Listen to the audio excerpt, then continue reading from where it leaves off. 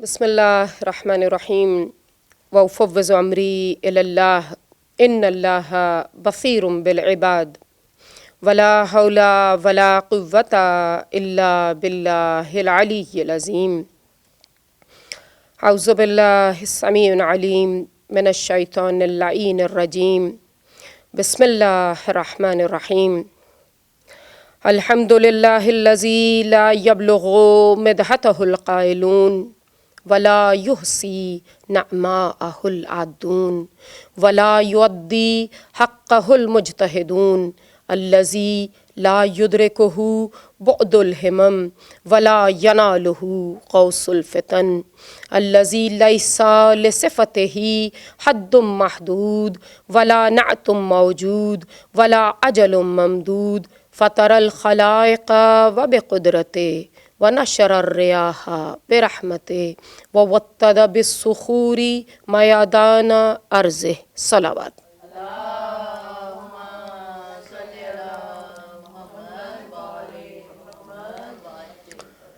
सुम्मस्सलातु वस्सलामु अला सय्यदिस सकलैन नबिय्यिल हरमैन साहिबे क़ाब क़ौसैन महबूबे रब्बिल मशरिक़ैन वल मग़रिबैन जद्दिल हसन वल हुसैन मौलाना अबिल क़ासिम मुहम्मद।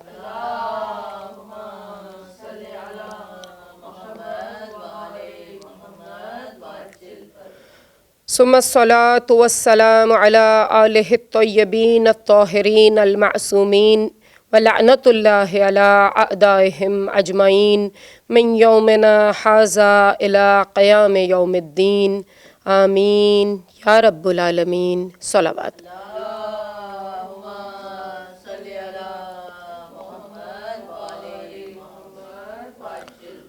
बिस्मिल्लाहिर्रहमानिर्रहीम। क़ालल्लाहु तबारक व तआला फ़ी किताबिहिल मुबीन हुवा अस्दक़ुल क़ाइलीन व क़ौलुहुल हक़ ज़ालिकल किताबु ला रैबा फ़ी। दरूद पढ़ दीजिए मोहम्मद व आले मोहम्मद पर।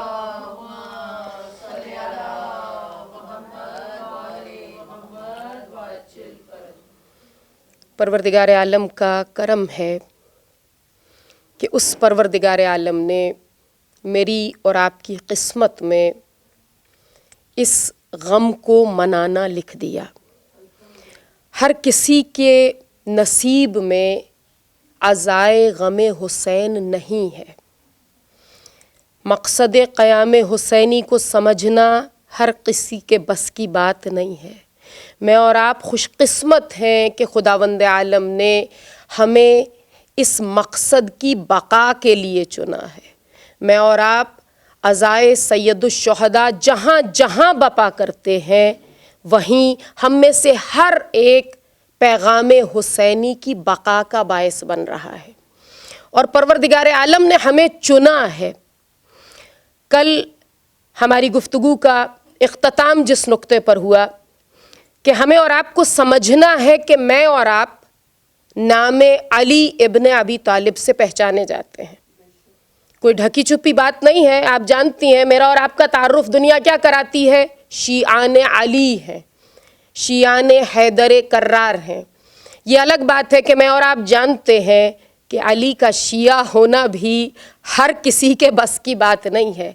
अली के शियों के फ़ज़ाइल बहुत ज़्यादा हैं। अली के शियों का मकाम बहुत बुलंद है। अली के शियों की मंजिल बहुत आगे है। मैं और आप तो अगर कुछ कह सकते हैं अपने बारे में तो फ़कत इतना कि हम अली के दोस्तदार हैं, हम अली के चाहने वाले हैं, हम अली के मानने वाले हैं। अच्छा, जब ये भी कहती हूँ तो आप यकीन कीजिए साथ ही ये ख्याल आ जाता है कि हमारी क्या मजाल कि हम अली को चाहने का भी दावा कर लें। मैं और आप, हमारी हस्ती ही क्या है कि हम कह दें हम अली के चाहने वाले हैं। आप जानना चाहेंगी अली को चाहने वाले कौन हैं?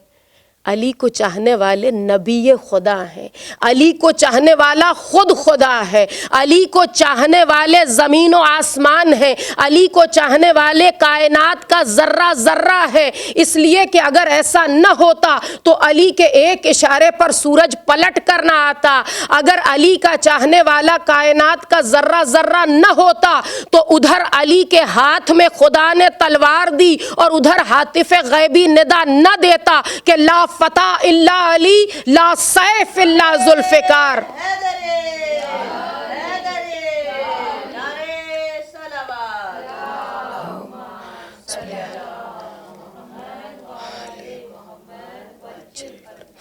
اور یہ بات ہم فقط اپنے ممبروں سے نہیں کہتے ہیں، ہمارے نبی کا فرمان ہے، اس لیے ہمارے ایمان کا حصہ ہے۔ ہمارے آقا محمد مصطفیٰ صلی اللہ علیہ وآلہ وسلم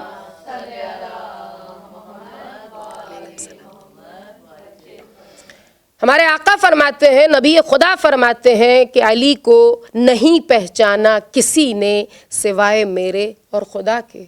تو اگر ہم کہتے ہیں کہ ہم علی کو درک نہیں کر سکتے، ہم پہچان نہیں سکتے، تو خود سے نہیں کہہ رہے ہیں، نبی خدا نے فرمایا ہے کہ علی کو کوئی سمجھ ہی نہیں سکتا۔ اسی لیے تو واقعہ تاریخ میں موجود ہے۔ آپ جانتی ہیں کہ ایک مرتبہ بزم رسول سے نکلے ہیں جناب سلیمان فارسی، مسجد سے باہر نکلے، اب کسی نے سوال کیا، پوچھا سلمان رسول کی بزم میں کون کون بیٹھا تھا؟ نام لیے ایک دو کے، اس کے بعد فرماتے ہیں نبی کے برابر میں کوئی شخصیت بیٹھی تھی، میں جانتا نہیں ہوں۔ اب یہ صاحب بزم رسول میں آئے، آ کر دیکھا کہ نبی کے بالکل برابر میں وصی رسول بیٹھے ہیں، نفس رسول بیٹھے ہیں، وہ بیٹھا ہے جو جانشین رسول ہے۔ ایک مرتبہ تیوری پہ بل پڑ گئے، آگے بڑھ کر کہتے ہیں یا رسول اللہ آپ ایسے ہی سلمان کی تعریف کرتے ہیں، آپ ایسے ہی سلمان کو کہتے ہیں کہ سلمان جو ہے وہ اہل بیت میں شامل ہے، آپ ایسے ہی ان کو اتنا مقام دیتے ہیں، اتنا مرتبہ دیتے ہیں، میں نے تو دیکھا انہوں نے تو غلط بیانی سے کام لیا، روایت میں تو جھوٹ کا لفظ استعمال ہوا، ہم کہہ نہیں سکتے سلیمان فارسی جیسی شخصیت کے لیے ایسا لفظ۔ تو یہ صاحب اب حیران ہے کہ سلیمان نے ایسا کیوں کیا؟ نبی مکرم فرماتے ہیں دیکھو اس کا جواب خود سلیمان سے پوچھو۔ اب سلیمان کو بلایا گیا، بزم رسول میں آئے، نبی خدا سوال کرتے ہیں سلیمان یہ صاحب کیا کہہ رہے ہیں؟ آپ سے پوچھا گیا کہ میرے برابر میں کون بیٹھا تھا، آپ نے کہا کہ آپ نہیں جانتے۔ سلیمان سر کو جھکا کے کہتے ہیں یا رسول اللہ کیسے کہہ دیتا کہ جانتا ہوں، آپ نے ہی تو فرمایا ہے کہ کوئی علی کو پہچان نہیں سکتا سوائے میرے اور سوائے خدا کے۔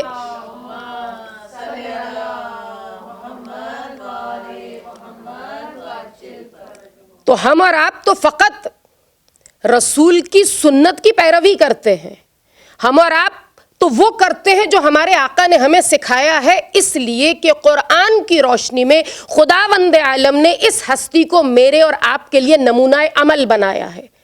ہمارے مکتب کا فخر یہی ہے کہ ہم وہی کرتے ہیں جو خدا کا فرمان ہے یا محمد مصطفیٰ نے خدا کا پیغام پہنچایا ہے۔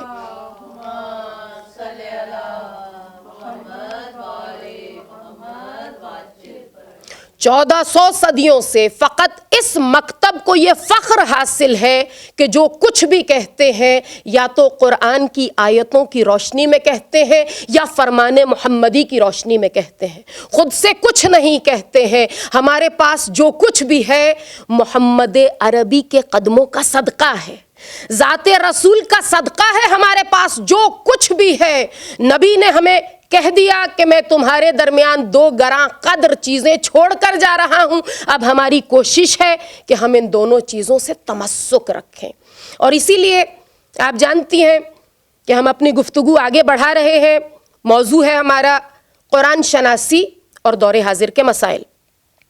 ہم سیکھنے کی کوشش کر رہے ہیں مسلسل کہ قرآن کریم کو پہچانا کیسے جائے، اس لیے کہ بار بار آپ کی خدمت میں عرض کر رہی ہوں کہ قرآن کو پہچاننا ہمارا سب سے بڑا مسئلہ ہے۔ ہم نے ابھی تک کتاب الہی کی عظمت کو درک ہی نہیں کیا، ہم جان ہی نہیں سکے کہ خدا نے ہمیں کتنا بڑا خزانہ دیا ہے۔ یہ اور بات ہے کہ مولا کائنات علی ابن ابی طالب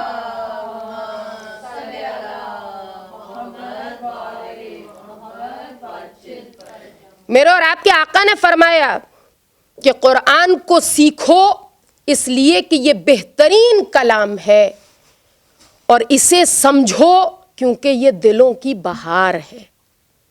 یہ ہیں جو قرآن کی وقعت کو، قرآن کی منزلت کو، قرآن کی معرفت کو پہچانتے ہیں۔ مولا فرماتے ہیں قرآن دلوں کی بہار کا نام ہے، قرآن بہترین کلام ہے۔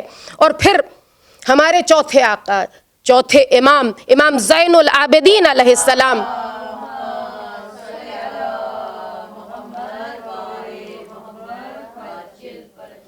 مولا فرماتے ہیں کہ قرآن کی آیتیں علم کے خزانے ہیں، جب یہ خزانے کھولے جائیں تو تمہارے لیے ضروری ہے کہ تم ان میں غور و فکر کرو۔ یہ وہ بات ہے جو مجھے اور آپ کو سیکھنی ہے۔ مولا نے یہ نہیں فرمایا کہ قرآن خزانے کی طرح ہے، کھولا جائے تو پڑھ لو۔ مولا فرماتے ہیں قرآن کے خزانے کھولے جائیں تو تم غور و فکر کرو۔ یہی وہ چیز ہے جو میں اور آپ سیکھنے کے لیے، جاننے کے لیے یہاں کوشش کر رہے ہیں۔ اچھا، مولا یہ خطاب کس سے فرما رہے ہیں؟ مجھ سے اور آپ سے۔ ہم کون ہیں؟ ہم خداوند عالم کی وہ مخلوق ہے جنہیں اس نے اشرف المخلوقات بنایا ہے۔ انسان، بنی آدم، اولاد آدم، جسے بشر کہا گیا، ہمیں بنانے کے بعد پروردگار عالم جب انسان کا مقام بیان کرتا ہے اپنی کتاب عظیم میں، اسی قرآن کریم میں پروردگار عالم فرماتا ہے لقد کرمنا بنی آدم، ہم نے بنی آدم کو کرامت بخشی ہے، عزت و شرف بخشا ہے، عظمت بخشی ہے۔ سوال یہ ہے کہ پروردگار عالم کی تو اتنی بہت سی مخلوقات ہیں، بنانے والا وہ سب کا ہے، سب کا خالق ہے، سب کا ثانی ہے۔ مجھے اور آپ کو اشرف المخلوقات بنایا، مجھے اور آپ کو یہ کرامت عطا کی، عظمت و شرف عطا کیا، تو وجہ کیا ہے؟ تو وجہ یہ ہے کہ مجھے اور آپ کو اس نے سوچنے سمجھنے کی صلاحیت دے کر بھیجا ہے۔ ہم اور آپ جانتے ہیں فرشتوں کا بڑا مقام ہے، لیکن روایات میں موجود ہے، آپ مجھ سے بہتر جانتی ہیں کہ جو فرشتہ سجدے میں ہے ہمیشہ سے سجدے میں ہے، جو رکوع کی حالت میں ہے ہمیشہ سے رکوع کی حالت میں ہے، جو سجدہ قیام میں، جو فرشتہ قیام کی حالت میں ہے ہمیشہ سے قیام کی حالت میں ہے۔ پروردگار کے ہاں عبادت کرنے والوں کی کمی نہیں ہے، مجھ سے اور آپ سے اس کو جو مطلوب ہے وہ ہے غور و فکر۔ وہ چاہتا ہے کہ میں اور آپ اس کی عبادت کریں تو اس میں سوچ شامل ہو، اس میں فکر شامل ہو، اس میں شعور شامل ہو۔ میں اور آپ جب سجدے میں سر رکھیں تو اس اعتراف کے ساتھ رکھیں کہ اور کوئی ذات ایسی نہیں جو اس قابل ہو کہ اس کے سامنے سر کو جھکایا جائے۔ میں اور آپ جب سر جھکائیں اس کی بارگاہ میں تو اس اعتراف کے ساتھ جھکائیں کہ پروردگارا نعمتوں کا دینے والا تو ہی ہے، ہر چیز بخشنے والا تو ہی ہے۔ تو اس کو مجھ سے اور آپ سے کیا چیز مطلوب ہے؟ غور و فکر۔ اسی لیے تو سورہ النساء کی 82ویں آیت میں، آیت نمبر 82، وہ کیا فرماتا ہے؟ افلا یتدبرون القرآن، تم قرآن میں غور کیوں نہیں کرتے، تدبر کیوں نہیں کرتے؟ پروردگار عالم چاہتا ہے کہ میں اور آپ قرآن میں تدبر کریں، غور و فکر کریں۔ اور ادھر چوتھے امام نے فرمایا، میرے آقا نے، درود پڑھ دیجئے امام کی ذات پر،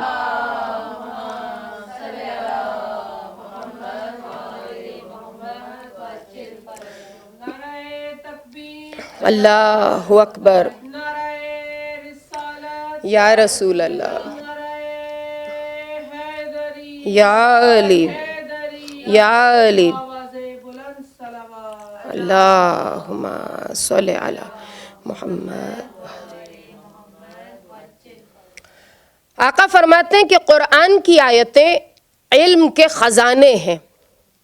اپنی بچیوں کے لیے، اپنی بہنوں کے لیے آئیے مل کر غور کرتے ہیں کہ مولا نے فرما دیا کہ خزانے ہیں، تو خزانوں کا غور و فکر سے کیا تعلق ہے؟ مولا اس کے بعد فرماتے ہیں نا کہ جب یہ خزانے کھولے جائیں تو ان میں غور و فکر کرو۔ تو آقا نے فرمایا کہ قرآن کی آیتیں خزانے کی طرح ہیں۔ ہمارے ہاں بچے اچھی طرح جانتے ہیں کہ خزانے کے نام سے ایک لفظ ذہن میں آتا ہے، ٹریجر چیسٹ۔ ہم اردو میں اس کو کہہ لیتے ہیں کہ کوئی صندوق ہے جو بند ہے، مولا فرماتے ہیں تمہارے سامنے جب قرآن کی آیتیں آئیں تو ان کو ایسے سمجھو کہ کوئی صندوق ہے جو موتیوں سے بھرا ہوا ہے، جواہرات سے بھرا ہوا ہے. اور اگر انسان کے پاس صندوق تو ہو لیکن اس کو کھولنے کی چابی نہ ہو تو آپ بتائیے صندوق بیکار ہے، بند پڑا ہے. صندوق کے اندر خزانہ ہے، ٹریجر چیسٹ ہے، اس کے اندر بہت سا ٹریجر ہے، میرے اور آپ کے پاس چابی نہیں ہے، کی نہیں ہے. مولا ہمیں چابی بتلا رہے ہیں. مولا فرماتے ہیں غور و فکر کرو، اس لیے کہ غور و فکر اس صندوق کی چابی ہے. قرآن کی آیتوں کو پڑھتے رہیے. اگر میں نے اور آپ نے اپنے شعور سے کام لیا، اپنی فہم سے کام لیا، اپنی فکر سے کام لیا، اپنی سوچ سے کام لیا تو یہی سوچ، یہی فکر، یہی شعور، یہی فہم چابیاں ہیں. ہم لگاتے جائیں گے قرآن کے، یہ خزانے کھلتے چلے جائیں گے. پروردگار عالم یہ چاہتا ہے ہم سے، وہ ہم سے چاہتا ہے نا کہ خزانے کھولیں. ہم اور آپ کیا کرتے ہیں؟ افسوس کی بات یہ ہے کہ خزانے سامنے پیش ہوتے ہیں، میں اور آپ خزانے کو چومتے ہیں، آنکھوں سے لگاتے ہیں، اوپر سے کچھ پڑھ لیتے ہیں، اس کے بعد پھر چومتے ہیں، پھر آنکھوں سے لگا کے اوپر رکھ دیتے ہیں. اب کیا اس طرح کبھی خزانہ کھل پائے گا؟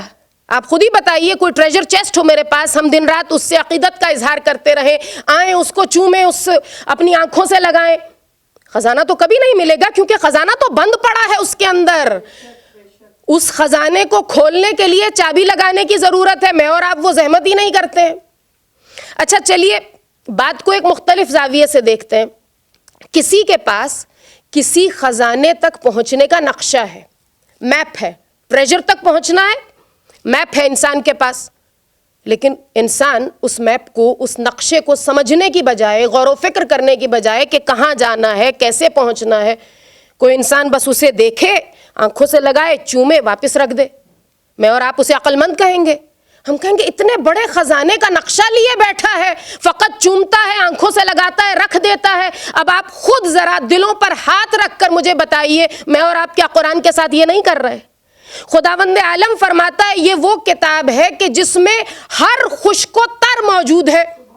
مجھے اور آپ کو ضرورت پڑتی ہے، دنیا والوں کے در در پہ پھرتے ہیں، پریشان پھرتے ہیں، گوگل کھنگالتے پھرتے ہیں، کبھی قرآن کھول کر نہیں دیکھتے، کبھی نہیں جاننے کی کوشش کرتے کہ قرآن میں کون سے خزانے چھپے ہیں.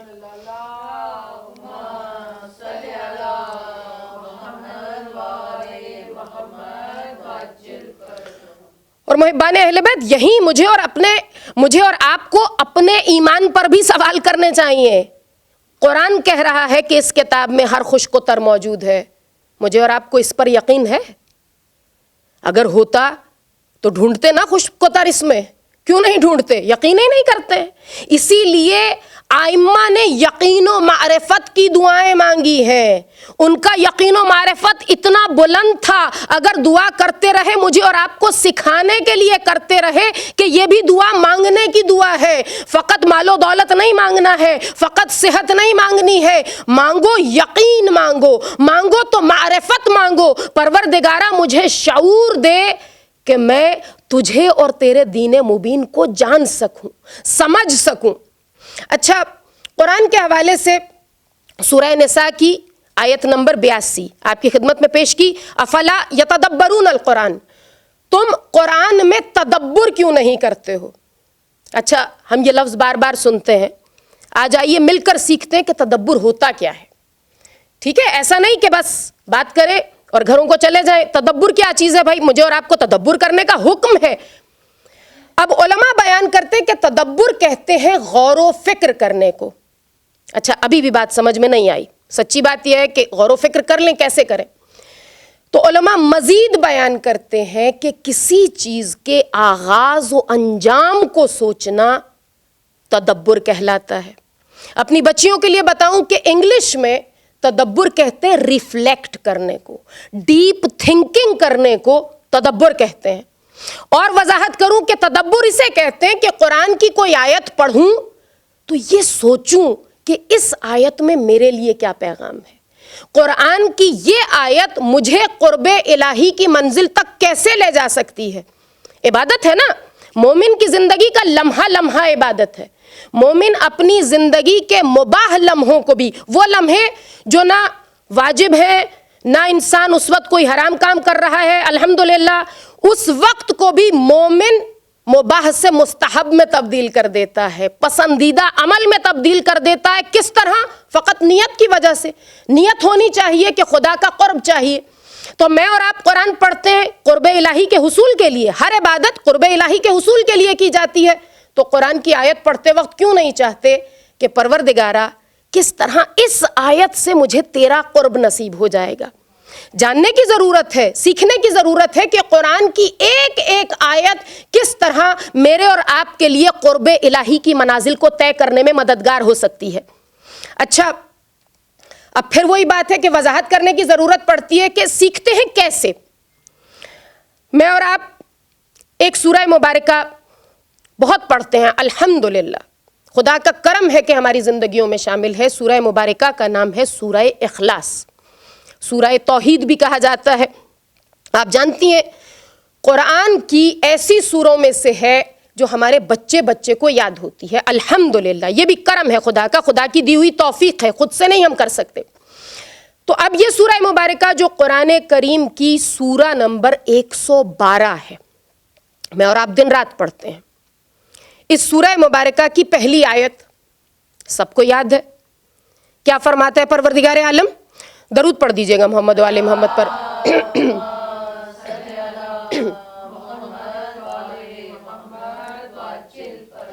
میرا اور آپ کا خالق، میرا اور آپ کا بنانے والا، میرا اور آپ کا پالن ہار، مجھے اور آپ کو سب کچھ دینے والا، میرے اور آپ کے لیے کرم کے دروازے کھولنے والا، وہ پروردگار عالم فرماتا ہے قل هو اللہ احد، کہو وہ اللہ ایک ہے۔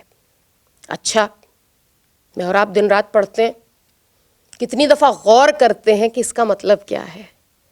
وہ فرما رہا ہے نا کہ وہ اللہ ایک ہے۔ سب سے پہلی بات تو یہ ہے کہ اللہ کون ہے؟ میں نے اور آپ نے جاننے کی کوشش ہی نہیں کی۔ میں اور آپ سیکھیں تو صحیح کہ وہ کہتا ہے کہ وہ اللہ ایک ہے، تو وہ اللہ ہے کون؟ علماء بیان فرماتے ہیں کہ یہ لفظ اللہ کائنات کا عظیم ترین لفظ ہے، جو کائنات کے عظیم ترین وجود کے لیے استعمال ہوتا ہے۔ اب یہاں تک بات آ گئی، اللہ اس کا نام ہے، کیسا نام ہے؟ اللہ پروردگار عالم کا ذاتی نام ہے۔ آپ جانتی ہیں کچھ نام خداوند عالم کے ذاتی نام ہے، کچھ صفاتی نام ہے۔ بچیوں کے لیے آسان کر کے کہوں کہ کوئی چیز ایسی ہوتی ہے جو مجھے فلی ڈیفائن کرتی ہے، وہ میری ذات کا حصہ ہوتی ہے، اسے کہتے ہیں ذاتی۔ اور کوئی چیز ایسی ہوتی ہے جو کبھی ہے، کبھی اس کا مظہر نظر آتا ہے، کبھی نہیں آتا، اسے صفاتی کہا جاتا ہے۔ پروردگار عالم کے لیے بہت بلند باتیں ہیں، کوشش ہے ہماری کہ ہم سمجھ سکیں۔ دعویٰ نہیں ہے، میں اور آپ جاننے کی کوشش کر رہے ہیں، اسی کی دی ہوئی توفیق سے، اسی کی بارگاہ میں ہاتھ جوڑ کر عرض کرتی ہوں کہ وہ ہماری مدد کرے کہ ہم انہیں سمجھ سکیں۔ تو اب پروردگار عالم کے 99 نام ہمارے ہاں عام طور پر سیکھے جاتے ہیں، سکھائے جاتے ہیں، بہت بابرکت عمل ہے، اسے زندگیوں میں شامل رہنے کی ضرورت ہے۔ کوشش کیجئے کہ بچوں کو یہ نام یاد کرائے جائیں، اگر یاد نہ ہو تو کم سے کم بار بار سنوائے جائیں، اس لیے کہ نام الہی کو فقط سننے سے برکت حاصل ہوتی ہے، انسان کا وجود جاگ جاتا ہے، انسان کی روح بیدار ہوتی ہے نام الہی سننے سے۔ اچھا، 99 نام تو ہمارے ہاں لیے ہی جاتے ہیں، لیکن ہم اور آپ تو اتنے خوش نصیب ہیں کہ جنہیں دعائے جوشن کبیر دے دی گئی ہے۔ ہم اور آپ جانتے ہیں دعائے جوشن کبیر میں تو اللہ کے 1000 ذاتی و صفاتی نام ہیں۔ علماء بیان کرتے ہیں کہ 250 نام اس میں سے ذاتی ہیں، 750 جو ہیں وہ صفاتی ہیں، اللہ کی ایٹریبیوٹس ہیں۔ یہ علماء کی بات ہے، میں اور آپ تو فقط اتنا جانتے ہیں کہ ان 1000 لفظوں سے میرے اور آپ کے خالق کو بیان کرنے کی کوشش کی گئی ہے۔ یہ نہیں کہوں گی بیان کر لیا، کوشش کی گئی ہے کہ مجھے اور آپ کو پہچان کرائی جائے کہ میرا اور آپ کا خالق ہے کون۔ اچھا، اب اتنے بہت سے نام ہیں اللہ کے، کچھ نام ذاتی ہیں، کچھ صفاتی ہیں، تو فرق کیا ہے؟ پھر اپنی بہنوں کے لیے، اپنی بچیوں کے لیے مزید وضاحت۔ پروردگار عالم کے کچھ نام صفاتی نام ہیں، مطلب کیا؟ مطلب یہ کہ جب اس کی صفت خالقیت کا اظہار ہوتا ہے وہ خالق نظر آتا ہے، جب وہ رزق دیتا نظر آتا ہے رزاق نظر آتا ہے، جب اس کی صفت قہاریت نظر آتی ہے وہ قہار نظر آتا ہے، جب اس کی صفت جباریت نظر آتی ہے وہ جبار نظر آتا ہے، جب وہ عیبوں پر پردہ ڈالتا نظر آتا ہے ستار العیوب دکھائی دیتا ہے، جب وہ سبب بناتا نظر آتا ہے مسبب الاسباب دکھائی دیتا ہے، جب وہ بند دروازوں کو کھولتا نظر آتا ہے مفتح الابواب دکھائی دیتا ہے، جب وہ میری ظلمتوں کو منور کرتا ہے نور دکھائی دیتا ہے، کبھی مدبر الامور دکھائی دیتا ہے، کبھی سمیع و بصیر دکھائی دیتا ہے، کبھی علیم و خبیر دکھائی دیتا ہے۔ لیکن اگر کبھی میرا اور آپ کا دل چاہے کہ بس ایک رخ سے نظر ڈالے اور خداوند عالم کی ذات ایک لفظ میں سما جائے تو علماء کہتے ہیں اس وقت فقط اللہ کہہ لیا کرو۔ یہ وہ نام ہے کہ جس میں اب رزاقیت بھی آ گئی، خالقیت بھی آ گئی، قہاریت بھی آ گئی، جباریت بھی آ گئی، اس کا سمیع و بصیر ہونا بھی آ گیا، علیم و خبیر ہونا بھی آ گیا۔ ہر صفت جس نام نامی میں سما جاتی ہے اس رب کی، اس نام کو یا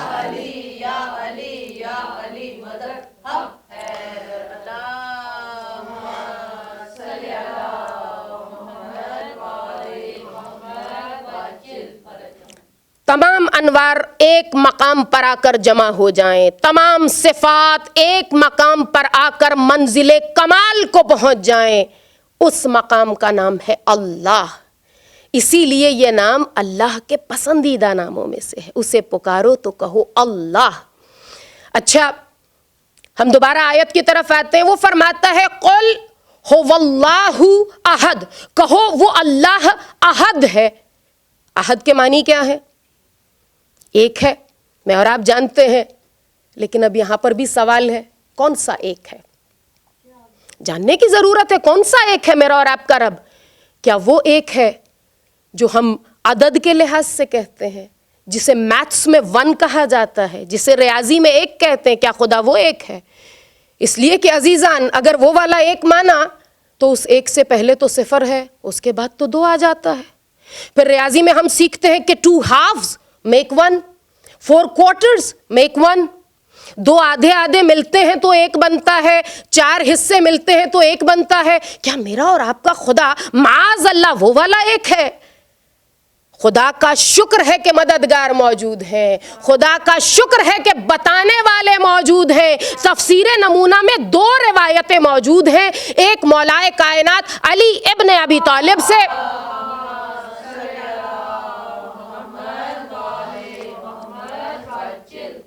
اور ایک ہمارے 5ویں آقا امام محمد باقر علیہ السلام سے۔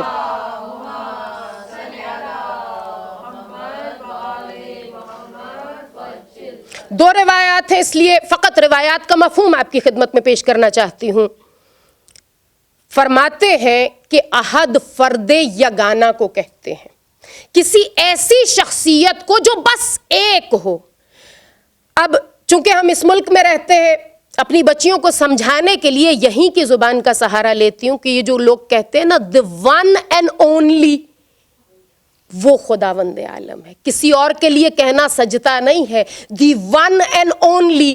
اسی لیے تو ہمیں جب خدا کی پہچان کرائی ہے ہمارے ائمہ نے تو ان الفاظ میں کرائی ہے کہ وہ ایسا ایک ہے جس جیسا کوئی دوسرا نہیں۔ اور وہ خود کیا فرماتا ہے؟ وہ فرماتا ہے لیسا کمثلہ شیء، اس نے تو خود بتا دیا وہ ایسا ایک ہے کہ اس جیسا کوئی ہو ہی نہیں سکتا۔ اچھا اب ہم یہاں تک آ گئے، اتنا سیکھ لیا، آگے بڑھتے ہیں کہ میرے اور آپ کے لیے اب اس میں پیغام کیا ہے۔ میں نے اور آپ نے جانا وہ اللہ ایک ہے۔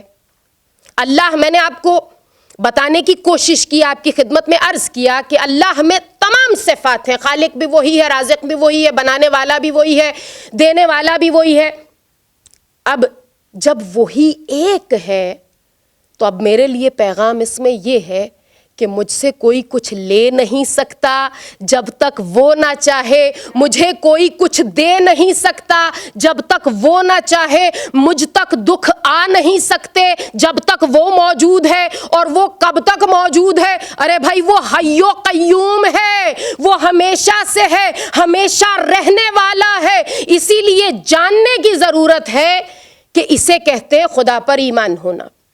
اچھا، اب سیکھ لیا نا، ابھی تک سیکھنے کی منزل میں ہے، اب میں نے اور آپ نے اسے عمل کی منزل میں لانا ہے، اس لیے کہ غور کرنا، فکر کرنا، سیکھنا، سمجھنا، اس کے بعد منزل آتی ہے عمل کی۔ اچھا، عمل کی منزل میں کیسے لائیں؟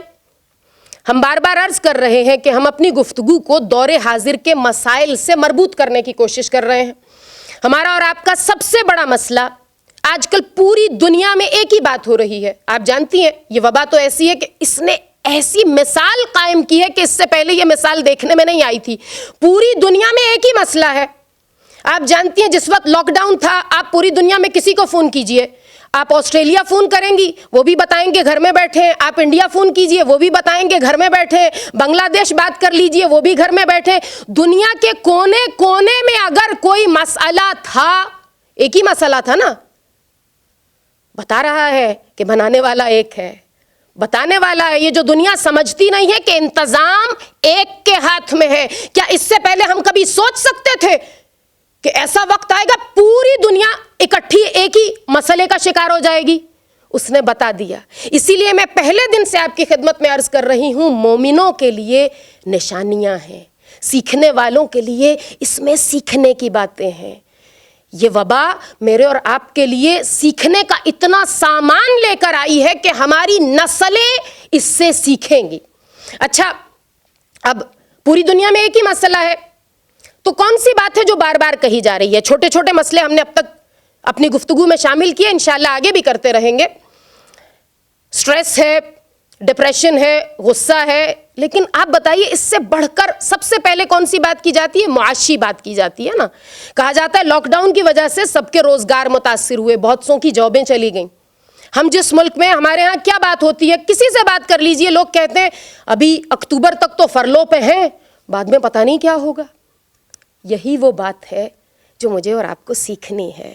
عزیزان، خواہران، جاب اور کمپنیاں مجھے اور آپ کو رزق نہیں دیتی ہیں، کیوں پریشان ہوتے ہو؟ ارے رازق موجود ہے، جب تک ہے وہ رزق دیتا رہے گا۔ یہ جاب، یہ کمپنیاں تو بہانہ ہے، اور آپ کو بتاؤں خداوند عالم نے رزق دینے کا وعدہ کیا ہے۔ وہ جس کو دنیا میں بھیجتا ہے اس کے رزق کا انتظام کر کے بھیجتا ہے، پھر بھی میں اور آپ پریشان نظر آتے ہیں۔ اسی سے معلوم ہوتا ہے نا کہ پڑھ تو رہے ہیں قل هو اللہ احد، پر سمجھتے نہیں ہیں۔ درود پڑھ دیجئے محمد و آل محمد پر۔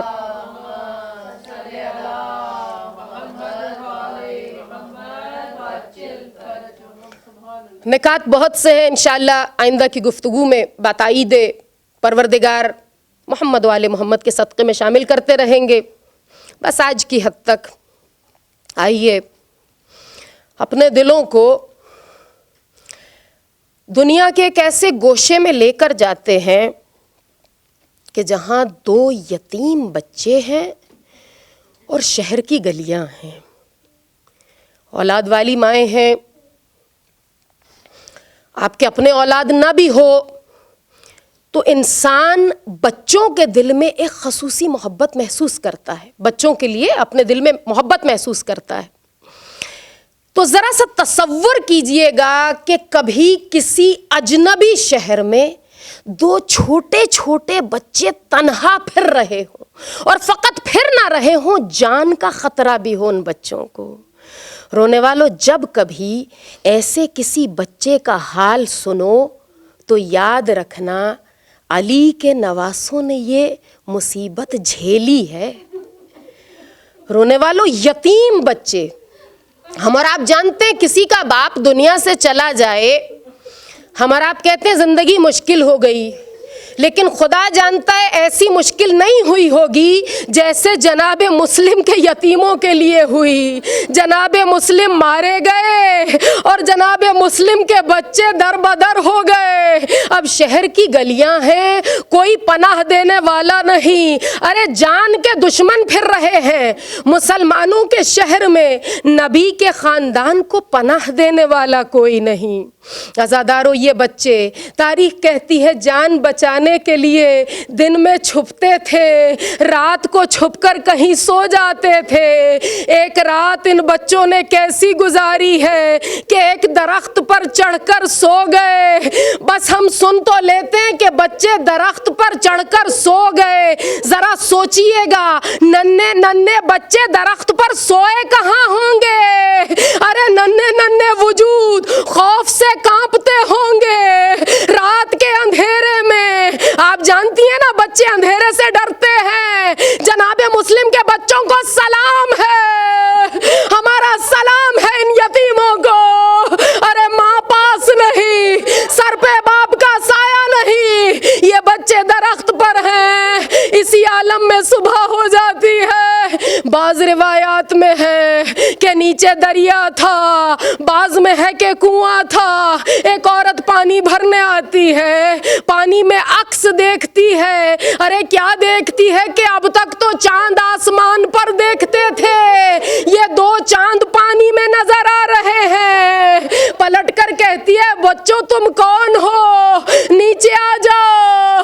بچے ڈرتے ڈرتے نیچے آتے ہیں. جب یہ بی بی پوچھتی ہے کون ہو, ڈرتے ڈرتے کہتے ہیں کیا تم نے مدینے کا نام سنا ہے؟ مومنہ تڑپ کر کہتی ہے ہاں مدینہ تو رسول, نبی کا مدینہ, بس اتنا سنا تھا.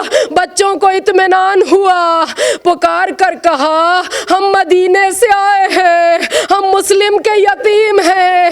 رونے والوں, مومنہ تھی, اپنے گھر لے گئی, بچوں کی حالت دیکھی. ارے ہونٹ خشک ہے, کپڑوں پر غبار ہے. ایک مرتبہ کہتی ہے بچوں آؤ میں تمہیں نہلا دوں, نیا لباس تبدیل کر دوں. اس مومنہ نے بچوں کو نہلا دھلا کر لباس تبدیل کرایا. اب جو کھلانے بیٹھی ہے, رونے والوں ایک لقمہ اٹھایا, جب چھوٹے بھائی کے منہ میں دیا, وہ بچہ رو کر کہتا ہے بھائی آج اماں بڑی یاد آ رہی ہے.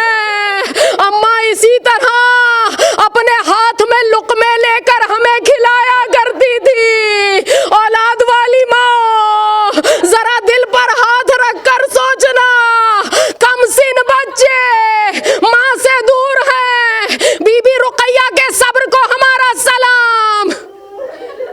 رونے والوں بچوں نے کھانا کھایا. راوی کہتا ہے اس بی بی نے بچوں کو اپنے گھر کے ایک حجرے میں بھیج دیا. کہتی ہے تھکے ہوئے ہو, ذرا دیر کو سو جاؤ.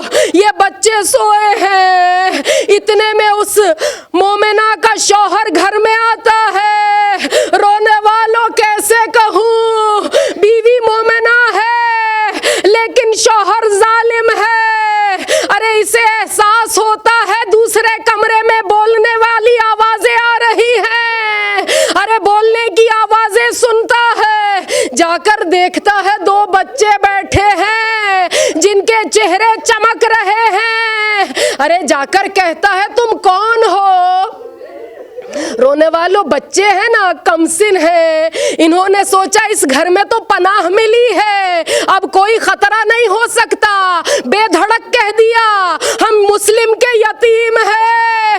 ارے بچوں نے سوچا ہوگا یہ شخص گلے سے لگائے گا, سر پر ہاتھ پھیرے گا. عزاداروں سن سکیں گے, ادھر مسلم کا نام سنا, ظالم نے بالوں سے پکڑ کر کھینچنا شروع کیا. ارے کہتا ہے تمہیں تو سارا دن ڈھونڈتا پھرا ہوں, تمہیں دربار لے کر جاؤں گا, مجھے انعام ملے گا. ارے لے کر جاتا ہے, کھینچتا چلا جا رہا ہے. ایک دریا کے کنارے پہنچا ہے,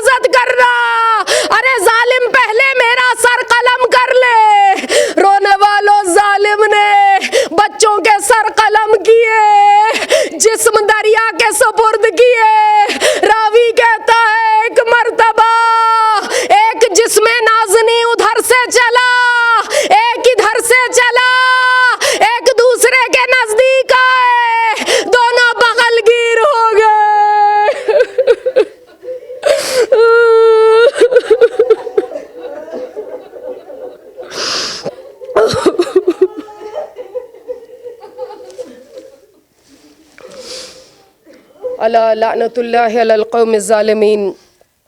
अल्लाहुम्मा बहक़्क़ि मुहम्मदिन व अंतल महमूद बहक़्क़ि अलीयन व अंतल अला बहक़्क़ि फ़ातिमा व अंत फ़ातिरुस समावाति वल अर्ज़ बहक़्क़िल हसन व अंतल मुहसिन बहक़्क़िल हुसैन व अंत क़दीमुल ihसान। पालने वाले हमारी इस मुख्तसर सी इबादत को अपनी बारगाह में कबूल व मंजूर फरमा। परवरदिगारा, हम हसरत का शिकार है, हमें रोने का सामान नहीं मिल रहा। पालने वाले हुसैन इब्ने अली के चाहने वालों के सीने बेचैन हैं। परवरदिगारा, जो कोशिश कर सकते हैं तेरी बारगाह में हाजिर है, हमारी इस कोशिश को अपनी बारगाह में कबूल व मंजूर फरमा। हमारे नासुओं के सदक़े में हमारे गुनाहान कबीरा और सगीरा को माफ़ फरमा दे। पालने वाले नासुओं के सदक़े में हमें कुरान फहमी का शऊर अता फरमा। पालने वाले हमें दीन मुबीन को सीखने और समझने की तौफ़ीक़ अता फरमा। पालने वाले हमें तौफ़ीक़ दे कि हम अपने आप को और अपने घर वालों को इमाम ज़माना के लश्कर में शामिल होने के काबिल बना सकें। पालने वाले इमाम ज़माना को हमसे राज़ी फरमा, बीबी सैयदा सलामुल्लाह अलैहा को हमसे राज़ी फरमा। और परवरदिगारा, हमारे बीमारों को शिफ़ा दे, हमारे मुफलिसों को तवंगर बना।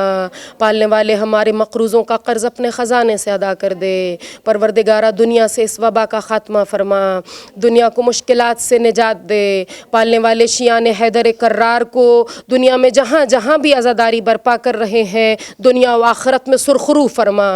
पालने वाले हमारे बच्चों को दीन की राह पे चलना नसीब फरमा। पालने वाले हश्र में लवाए हम्द का साया नसीब हो। परवरदिगारा, बार में इमाम ज़माना का ज़हूर जल्द हो। रब्बना तक़ब्बल मिन्ना इन्नका अंतस समीउल अलीम।